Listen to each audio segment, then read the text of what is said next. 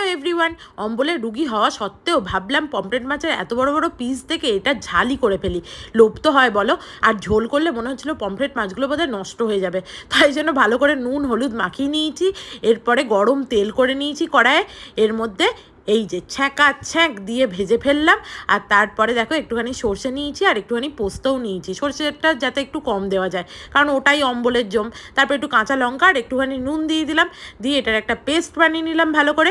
এরপরে কড়াইয়ের মধ্যে একটু হলুদ কালো জিরে ফোড়ন দিয়ে রসুন আর কাঁচা লঙ্কা দিয়ে দিলাম, আর একটুখানি কুচি কুচি করে রাখা টমেটোগুলোও দিয়ে দিলাম। এবার এটাকে ভালো করে নেড়ে চেড়ে নিয়ে এর মধ্যে দেখো এই পেস্টটা দিয়ে দেবো, কিন্তু শুধু না, একটু ছেঁকে দেবো যাতে অম্বলের টেন্ডেন্সিটা একটুখানি কম থাকে। লোভ হলেও শরীরের কথাও ভাবতে হয়। তো যাই হোক, এর মধ্যে একটুখানি জল দিয়ে ফুটিয়ে নিয়েছি ভালো করে। ফুটে গেলে মাছগুলো এবার দিয়ে দেবো এর মধ্যে। দেখো দেখেই লোভ লাগছে, আর ওপর থেকে একটু ধনেপাতা ছিটিয়ে দেবো, তাহলেই হয়ে যাবে। চলো, লাভ ইউ, বাই। ভালো লাগলে সাবস্ক্রাইব করে দিও।